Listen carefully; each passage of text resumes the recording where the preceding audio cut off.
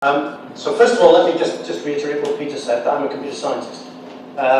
So don't let that put you off, because I have spent about the last 10 years working quite closely with social scientists and people from other disciplines. And in large part, the stuff I'm going to talk about today has been influenced by working with a range of other disciplines.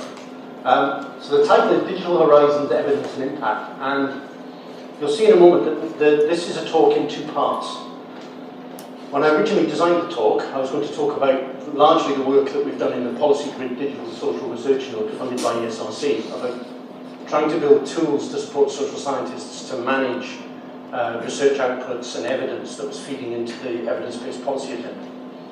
But when I chatted over dinner last night, I decided that I would decrease the size of that part of the talk, and actually now the second half is me talking like some of the other speakers had before lunch, about some of my experiences of impact, and particularly impact working in an interdisciplinary context with computer scientists, social scientists, medics, and others. So, part one, begin with, everybody wants evidence. There seems to be a clamour at the moment for all of us, all of researchers, to be constantly producing evidence for some stakeholder or another. And I want to spend a little bit of time talking about that. Then I'm going to give, it's the one techie slide I have, I've got an e-infrastructure 101 slide, which will just recount some of the landscape of technologies to support researchers over the last perhaps 5 to 10 years. And what will emerge out of that is an interesting question about why provenance matters when we're actually managing evidence bases that have been generated by the research process. And then I'll conclude that part with a shameless plug for a system that we built called ourSpaces, which not only does it share a name that sounds remarkably like a now largely defunct social networking site, MySpace, but actually also has many of the features, but it's been designed with researchers in mind. And then the second part, a little bit of my impact experience. So, everyone wants evidence.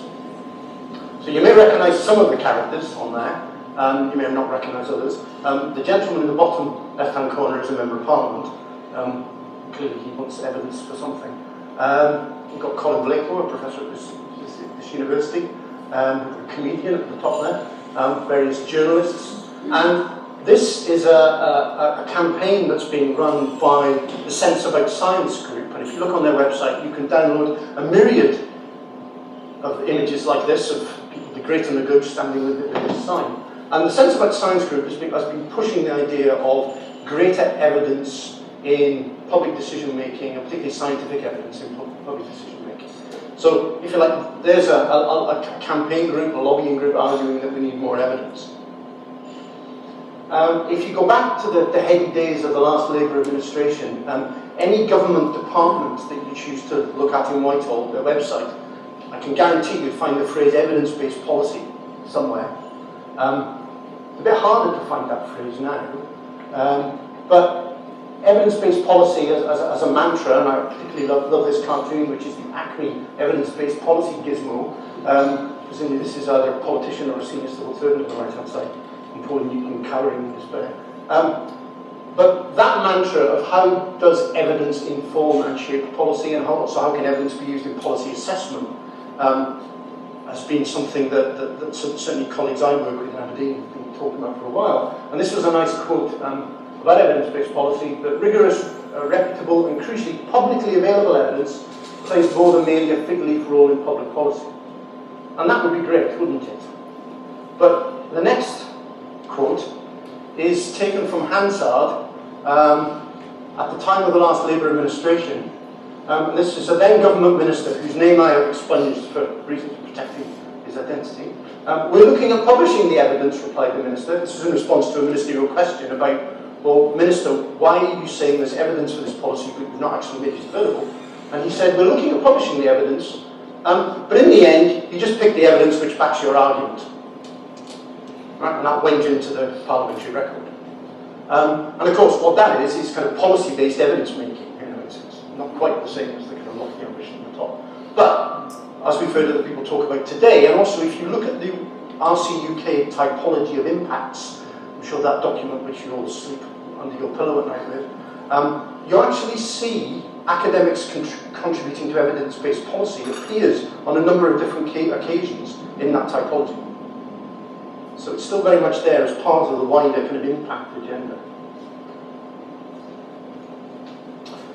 Now, that's colleagues doing research and feeding evidence into decision-making or policy.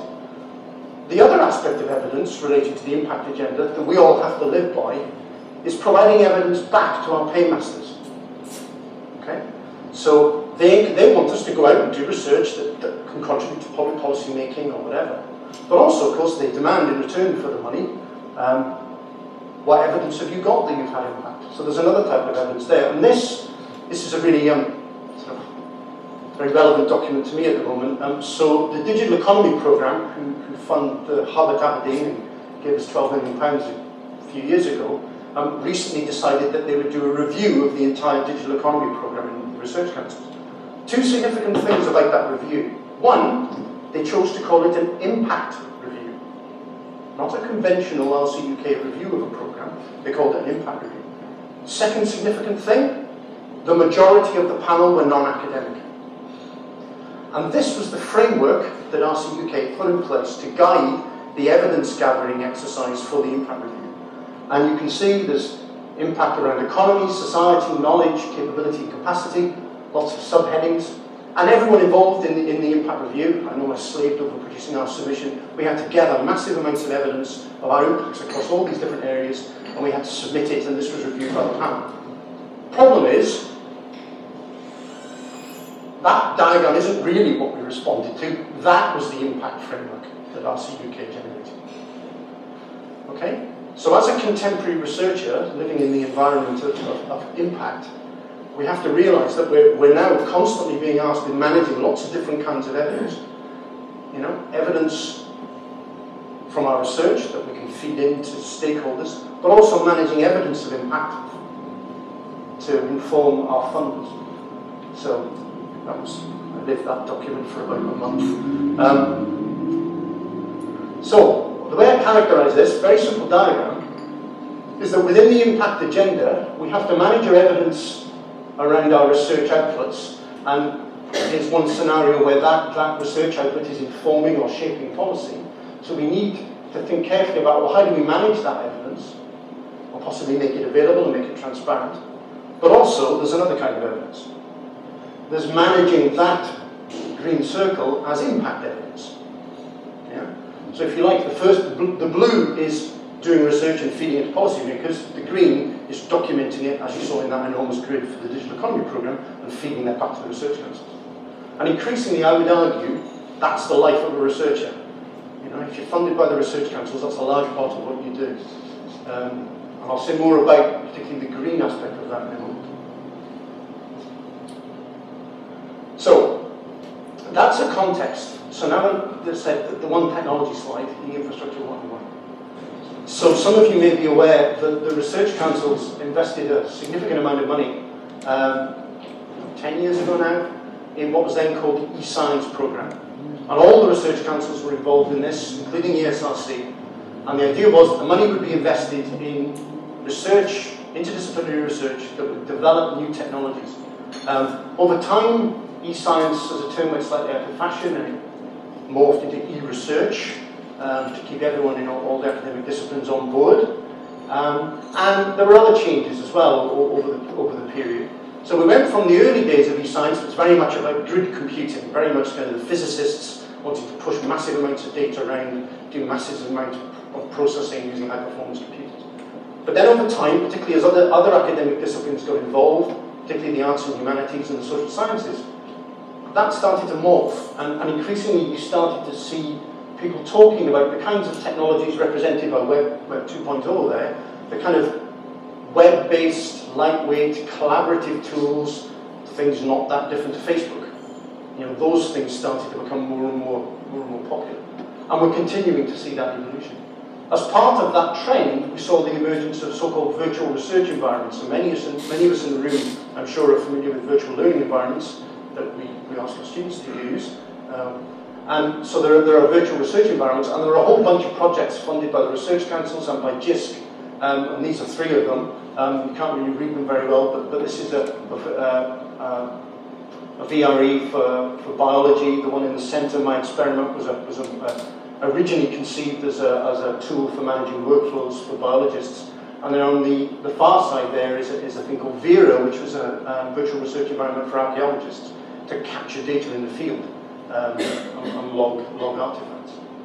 So in that bigger context, the question that we asked ourselves a few years ago, well, is there scope for technology to support the management of research outputs, and particularly documenting evidence and impacts? So is there a way of being able to not just capture the output of research, but to document it in such a way that it can be meaningfully shared with a policymaker or someone in a local authority or another academic colleague? But also, can we actually use a similar environment to help us document our impacts and document not quite the digital economy grid that I put earlier, being able to capture the kind of impacts that we're having around our research. So that's what the Policy Grid project did over many years. I'm not going to say a great deal about it. What we did do, this was very early on, and again, you're not meant to be able to read what's behind all the different circles. But what we did is we spent some time with a large project and involving social scientists and others, and we said, could you try and characterize the relationships between all the processes and all the outputs in your research project? This was a research project that was some way through. And this was one of many whiteboards full of them attempting to capture it. And their conclusion and ours was that if anybody actually came to the digital artifacts represented by some of these circles, they wouldn't have all the context. Okay? If they picked up the scientific paper that described the results and described the methodologies and everything else, yes, they'd have a lot of context. But if they were picking up these increasingly digital artifacts, the data set, would they have the full context associated with that data? And the conclusion was, no, they probably wouldn't. And we then started talking to the UK Data Archive, talking to them about some of their metadata standards, and we continue to work with them. On the back of that, we started looking at, well, could we build a simple web-based environment that researchers could go on, they could use it, capture their artifacts, document them, share them with others, in a way that actually kept the context for their research. So we talked to people in the social simulation modelling community.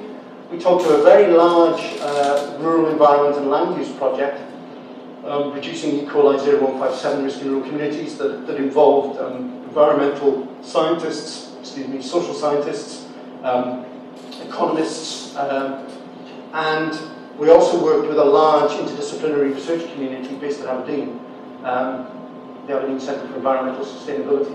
And with them, we worked on a number of scenarios around the kind of research outputs that they were generating. And some of the things that they said, well, what did they want? Well, the answer was they wanted a lot. I'm kind of used to this as a computer scientist. Once you ask somebody, well, what would you like from a system?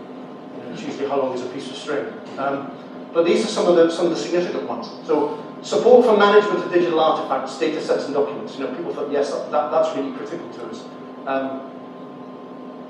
That we need to situate these artifacts in some context, because otherwise, even within a research team, we could get into difficulties if we haven't properly situated.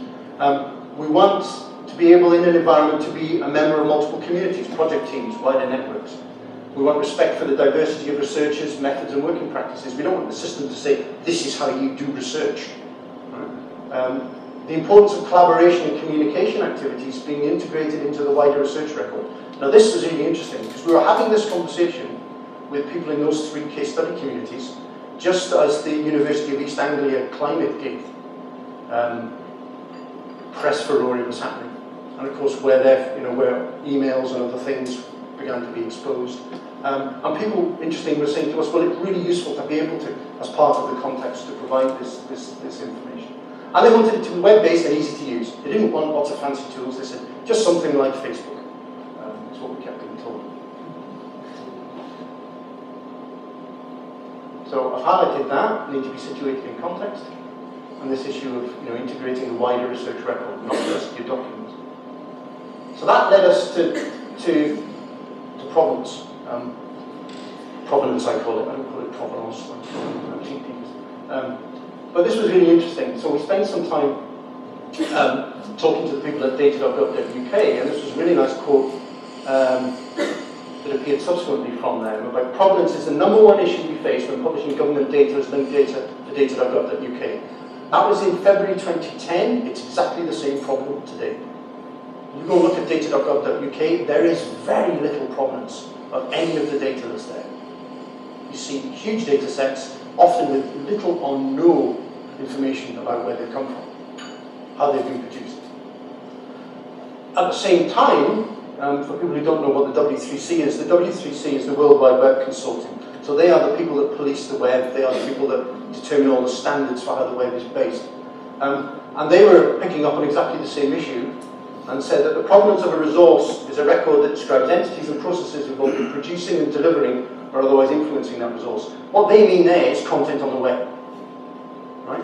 And in fact, since this quote, there is now a World Wide Web Consortium working group, which some of my research group are part of, which is developing the standard that will go live quite soon for allowing people to document the provenance of resources on the web.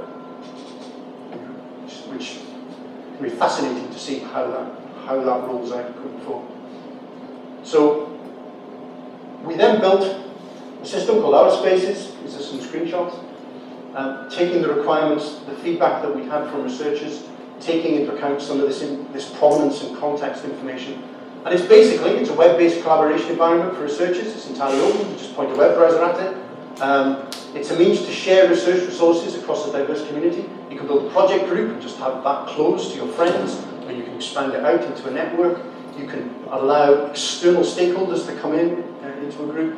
And significantly, you can capture and expose the provenance of research outputs. So you can actually create links between things. You can say, you know, this data set fed into this methodology that then led to this future data set. You can actually begin to create, if you like, the network and the dependencies between your activities and resources.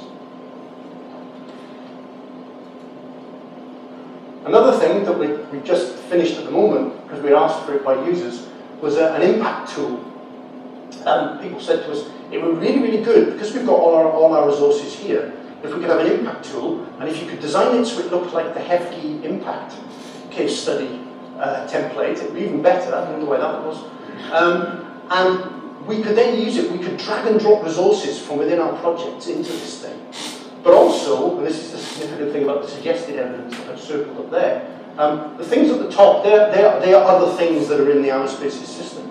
But what's significant is, users said to us, could your system be clever enough to kind of look at the kind of things we're putting in the impact case study, and then go out on the web and find any YouTube videos or press releases on media sites that are relevant and suggest them to us, so we can then drop them into our impact story. So effectively, almost it becoming a bag that you aggregate things into. So that's something that literally, I'm not sure I would even try and demo it just now, but it does work. We've been trying it with one particular project team at the moment. So again, you've got an interesting issue here. You've got a tool that's trying to help researchers manage evidence, manage their research outputs.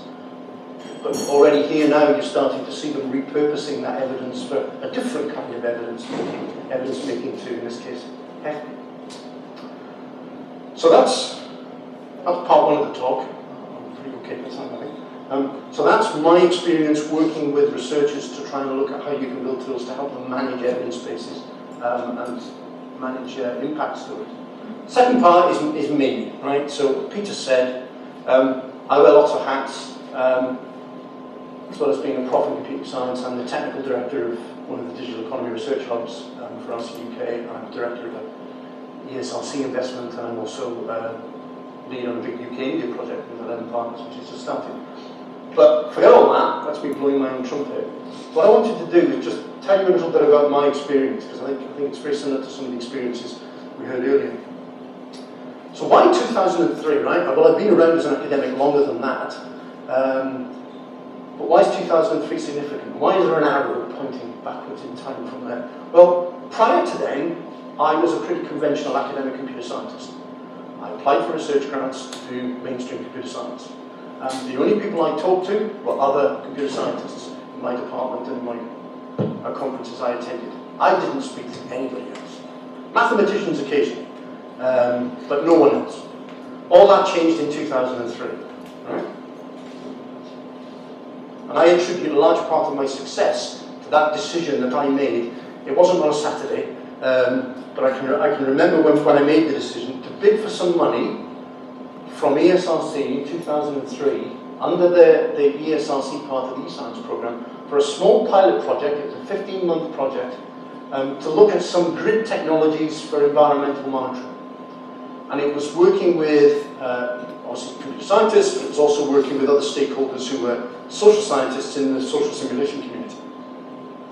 And that was my first experience at all in my academic career of actually working with people outside my discipline. Right? And then watch what happened.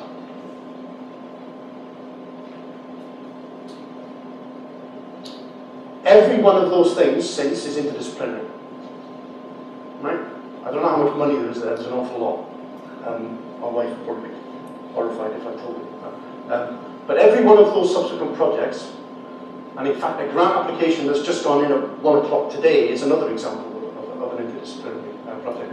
But you had various projects through the eScience programme, which we're very grateful to ESRC for, working with human geographers, working with economists. Then we were very successful in 2009 in getting one of the 3 digital economy research hubs, which I'm the technical director for, and that is enormous. That is over 80 researchers, and it's computer scientists, engineers, sociologists, economists, I forget something now, transport studies, environmental science, medicine. Right? You can't get much more interdisciplinary than that. And then the project that Peter mentioned, which has just started between the UK and India, which again is a massive interdisciplinary collaboration. All of that I put back to the decision back in 2003. Right? And that, in terms of my academic career, I look back and I think, if I hadn't done that then, what might have happened over there? Would I have been as successful? I think in all honesty my answer to myself is no, I don't think I would. So what I've got now, just to conclude, is a few reflections based on that 10-year kind of period. And what I've done is I've split them into 2. I've got reflections as a researcher, so that's me as someone who still just about manages to do real research.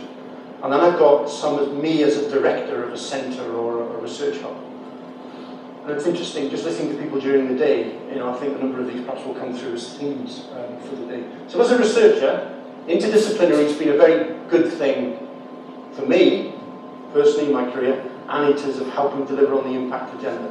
I think it would have been a lot harder over the last 10 years for me to deliver on the impact agenda as a kind of hardcore computer scientist, for a better phrase. So I think it's benefited me and it's helped me deliver on impact. The other perspective I have is that socio-technical perspectives play very well at the moment. They play very well with funders, they play very well with big industry, they seem to play very well with policymakers. The kind of the gulf that used to exist between sort of, the social science perspective and the technology perspective, I think bringing those 2 together from my perspective has played very well. The other thing I think I've seen a lot more of, which I think resonates with something someone said before lunch, is a move to much more research in the wild. And that's not my phrase, that's actually an RCUK phrase, research in the wild.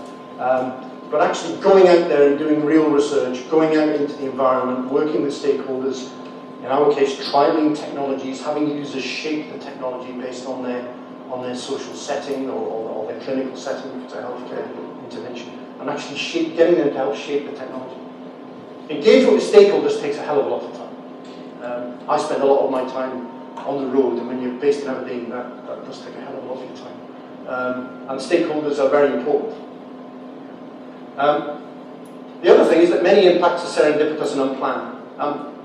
I sit on many peer review panels for EPSRC, and I was saying to someone just earlier today that I'm now starting to see that people certainly in my part of EPSRC, the computer science community, they've kind of worked out the template for a Pathways to Impact document. And the good groups now are just kind of almost recycling the kind of template for a Pathways to Impact document. I think that's easy. You can game that system. Reality is a lot of impacts don't come about through planning. They come about because you meet somebody at an event.